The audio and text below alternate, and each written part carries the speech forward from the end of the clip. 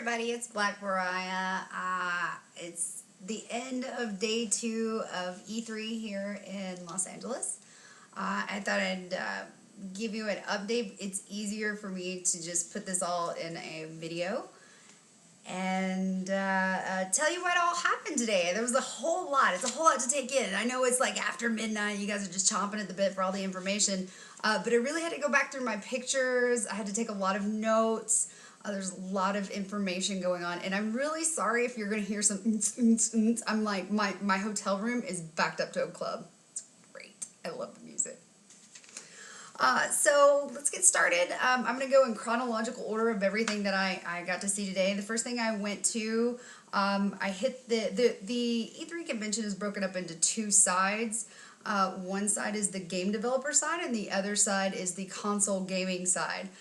So the first thing that I hit that I was really excited about and had a lot of great displays was the game developer side. I love my game developers. So they had some great releases. I was really excited. The first thing that I hit that after I walked around a little bit was I got in line to see the it was a video. You didn't get to play the game. It was a video promotion for the new Batman Arkham Knight game by WB Games and Rocksteady. Although this was a really great release, the build-up, the promos are amazing. I had to wait in line for 2.5 hours for a 60-seat theater because I guess execs and industry, I don't know, people just kept, for some reason they get a fast pass in line, and it was very frustrating for attendees who really wanted to be fans of this game and talk about the media presence. So it was a little bit frustrating. So I'm going to talk about their media presence because I had to wait in line for 2.5 hours to see this. 2.5 hours, and the convention is not open that long. It was a really great promo for this game. I want to talk about this game. It's going to be released in 2015, which is kind of the downside because I just wanted to go out and buy it. You can actually pre-order it right now and play as Harley Quinn. I didn't see that the promos where Harley Quinn fit into the story. I mean, I'm sure she does, but that was not, Harley Quinn was not a feature in the game portion that we watched. What I did see was really detailed gameplay and game board. I saw you've probably already seen the leaks of the Batmobile. It's really great. It's got push button remote to call your Batmobile to your Batman. Some of the great fighting features were Batman has slow-mo battle damage, so when he hits somebody, like the action slows way down and then the camera pans around your enemy just to show exactly how much damage is happening. It's pretty neat. The whole crowd kind of got erupted into applause when we saw that. I don't know what it is. I'm not really one for violence, but I do love video game violence, and this was really great. It made you want to I don't know. No, it doesn't make me want to punch anybody. Of course not. The Batmobile assisted fighting, which is to say that when Batman is fighting an enemy, he can punch an enemy into the air, and as the enemy is flying, the Batmobile can shoot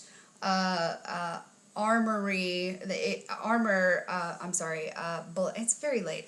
It can shoot bullets at your enemy and just finish him off mid-air, and then of course that slows down, and that's really cool. It also has Oracle, who is Barbara Gordon.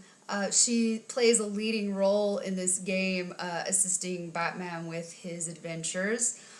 Scarecrow, in the clip that we saw, Scarecrow is an integral part of this game.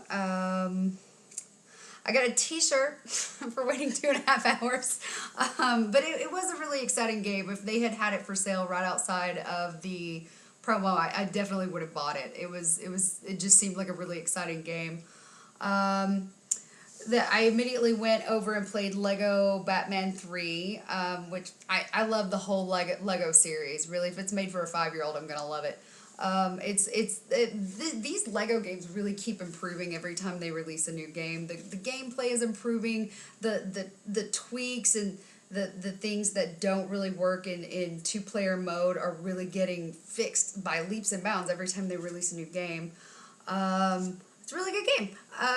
War Tank and Warplanes are also, they have a huge presence on the game developer side. Now, I've seen these guys at air shows promoting their games, and it's a PC game, but they have a Sherman tank like just on display. You can take motion capture action shots of yourself at their booth. They've got a lot of great things going on, and it looks like a really good game. I can't wait to get to play it. Activision has a huge presence on the developer side. They actually have an entire psych wall, which is to say like a video wall that wraps around in sort of like a semicircle, and the gameplay is ramped. There's a hill and a guardrail, so you really just look like you're looking at an entire battlefield. So that was really exciting, a really great way to display that. Call of Duty has they really didn't pull any punches here at E3. Not only do they have huge banners all over the Los Angeles Convention Center on the outside, you can't miss it, they have 3 armored vehicles just picking up people out front and taking them for a ride, police escorted around LA. And I'm going to upload a video. It was a lot of fun. There's a video promo playing of the new Call of Duty game in the armored vehicle as you ride. It was really neat. It was really a good way to sell your product, for sure. I'm still trying to get over to the Assassin's Creed booth. It is packed full, just sardines of people in there. There's a lot of people that really want to see that game. So I'm going to try to get in there for you guys tomorrow and see what's going on. On the console side, we have Nintendo, PlayStation, and Xbox have a huge presence. Xbox is still kind of a retirement village over there. There's just not a lot of excitement. And by that I mean it really kind of feels like the Xbox One release tour that they did all over the U.S. At least, Taffeta Darling and I attended it when it came to Dallas, and it was a lot of fun. There's a lot of music. It was in the dark, like music, and you got to try out all their new games, especially their exclusive games, which a couple of those I really liked. Forza is one of my favorites. But this feels like the exact same presence that I saw in Dallas last year with their new games in the Xbox One. So there was a couple of new games, but nothing that people are just, climbing over each other to get to, which, makes me, kind of wonder what Xbox is doing. This is E3. You should have brought something really huge to the table, besides a big green box for us to come play video games in. Nintendo has a huge push. They have a huge display, and I want to say that their presence on the floor is probably one of the most exciting portions of this convention. They have music. There's a Super Smash Brothers tournament taking up more than half of their floor. And people are that seems to be what they're really pushing as a product right now. Including or add to that, they also have a new game with a second level video gaming platform that you can see above the Smash Brothers, so it's not all just on one level. Called Splatoon, and it kind of reminds me of the little inkies from the Mario games, and how you could use ink and paint. Yeah, it's kind of like that. But there were some other really cool games that weren't getting a huge push, and I guess it's because they're not quite available. One of them was leaked a couple of weeks ago, and it was Mario Maker. And Mario Maker is a game where you make your own Mario levels. You use your Wii U small display, and then your stylus, and then you make your own obstacles. You put your own monsters in, and then you play your level and see how you do. This was really fun. It was really cool. There was lots of different hidden things that you could do in it. I really liked it, and I was actually kind of disappointed that they said it was still in the development phase, and it won't be available till 2015. Yoshi's Woolly World is another game that is not available till 2015, if I understood correctly, but it appears the entire game board is made of yarn,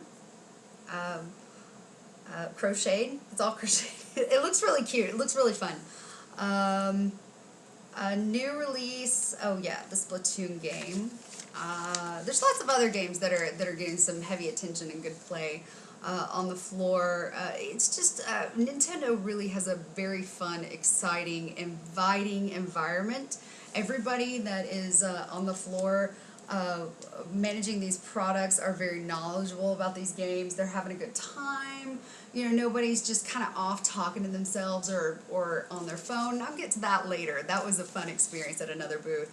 PlayStation released their new virtual reality setup with a fancy white goggle blackout display with blue lights, and it appeared they were playing some sort of swimming with sharks, battling sharks. I don't know. It looked underwater. I really couldn't get close enough to. I'm going to try to get closer tomorrow. Swimming with sharks game. I don't know. It looked like you were in like a shark cage and battling of some sort. Anyway, it was only the goggles. But I'd heard a lot of hype about this virtual reality setup. But there was another company that's got a presence that has a really intricate virtual reality setup, and that's Virtuix Omni. And they put a grand product test of their products, and it's a head-to-toe virtual reality setup complete with a walk pad that's got kind of a scoop and like vents that sort of like push air up and maybe push the feet off the surface a little bit so that they slide. So when you walk, you kind of walk in this kind of dented platform. Special shoes that match. Comes with an abdomen halo that goes around the abdomen and a harness, so you can turn 360 degrees. Also a wireless gun, and I'm sure some other hardware. And big blackout goggles. I videoed it. It looks like a lot of fun, and it looks like a way better setup than the PlayStation. So we'll talk about that tomorrow. I'll see if I can get in and test the products and see what's going on with those. It was a head-to-toe setup, and it was really cool. Everybody that was trying was really having a great time. Marvelous and Exceed get my thumbs up for a proper use of cosplay girls gaming with the attendees. They weren't booth babes. They were real girls in costume that were really getting into the games and playing the games with the attendees and just having a good time. They weren't scantily clad. They were just just in cute attire, in cute cosplay, and having a good time, handing out tissues and playing video games. Like, they were just having a good time. Real gamer girls. PDP, let's talk about them. PDP, Rock Candy, and Afterglow. I'd love to tell you what their product is, but whoever's working their booth wasn't too excited to talk to me about any of their products. What I saw was headphones, and I think they make peripherals for console games like Wii, like handsets, and in like candy colors and light up situations.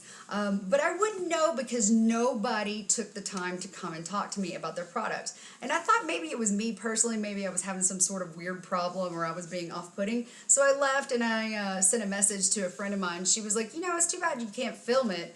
And I was like, you know what, I got you. So I went and took video, and I set up my camera, and I kind of did a selfie situation. I did a selfie situation where, sorry, that's the that's the club next door. I wasn't sure if somebody was knocking. I did a selfie situation where I videoed myself, and I videoed the booth, and I cased their booth a couple of times, and I walked around. And then I stopped and I put on the headphones and listened to their headphones. No one approached me. They also had two beautiful blonde tiny DJs and tiny little nerd dresses or whatever that were playing very loud music. So I took the headphones off and continued to film, and I located their employees and filmed them not interacting with anyone in their booth. Went over and tried to play a video game, set the camera down, and filmed for at least 4 minutes while two employees stood less than 3 feet from me, never came and talked to me about their product, never told me about any kind of incentives or any kind of product placement they wanted to do. Nothing. They didn't want anything. And then I took the camera and I just walked around their whole booth and showed all the products that they could have sold me, that they could have gotten from me, gotten money from me. But they just weren't interested. And I don't know if it was because I'm a girl. I don't know. I did see a couple of employees talking to dudes. But I really don't want to chalk this up as a feminist situation. I just feel like it's a complete failure from the Rock Candy, PDP, and Afterglow company to have, these scantily, well, they weren't even scantily clad. It was just like tiny dresses and playing, the top 40 pop music DJs. And while their employees just stood around, and I watched two guys text less than 3 feet from my wallet, which I could have spent money in their booth. It was very off-putting. I hope they get that fixed. I'm going to tag that company in this video, and maybe they'll talk to their booth babes or whoever's representing them to represent their product a little better. I flew all the way from Dallas. You can talk to me about your product all day long, and I've got money to spend. Don't you want us to buy things? I'd love to talk to you about your product, but your booth people are going to have to do better. That was actually the second time I went by that booth. The first time was when I called a friend of mine and was like, maybe it's just me. The second time was when I went through in videos and successfully videoed with nobody interacting with me or doing anything. So I guess they don't want to sell anything, even though they're handing out bags at the front, free tote bags. So they get my thumbs down for the day. I want to talk to you about one more company.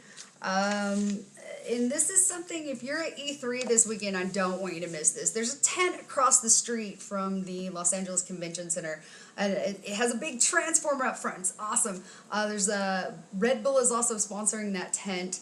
It's by a company called NVIDIA, and NVIDIA is in Silicon Valley. They've also got some offices in Austin, Texas. I met them at Big Andrew Barbecue last year, and I was really impressed with their products. I loved it.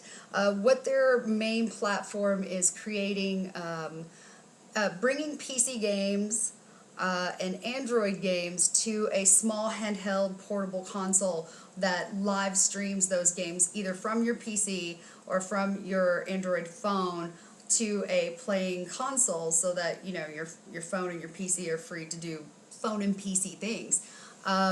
They also have a downloadable site or a live streaming site that live streams these games, and they're not just like one-off games. Like they were Half-Life and the new Walking Dead game.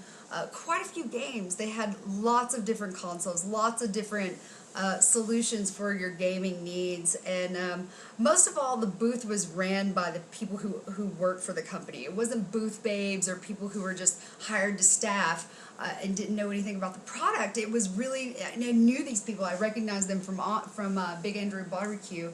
It's the people who develop these games, that develop these products. I believe in this company. I think it's a really good company. I think they're the future of gaming. So definitely go check them out. It's a huge tent right across the street. Also, they have an open bar, free open bar. I don't want to advocate boozing yourself, but free open bar, okay? Like if you've been here since 10 a.m. and it's 6 p.m., free open bar. They also had free food and free t-shirts. And I was just pretty impressed with them. I also want to give kudos to the Call of Duty. I believe it's by Activision. Yeah, Activision. Call of Duty, not only did they have the really great sight wall display on the inside and the game developer side, they also have 3 armored vehicles that are just driving around the convention center, picking up people who are in the convention and just driving them around LA with a police escort in an armored vehicle. It was really awesome. I've got video of that to come too. So I hope you enjoyed this. It's 20 minutes of me blah blah blah. But I hope you enjoyed it, and I'm having a great time in LA. I want to buy all of these games. I'm unhappy that they're unavailable until next year. So if you have anything that you want me to check out for you in particular, please tag us on the Fangirls page and make sure you let me know what you're looking for, and I'm going to try to get over those booths. It's a short day tomorrow. It's the last day. But I'd love to get you guys some insight on the inside of the convention. Thanks so much, and I'll see you guys tomorrow.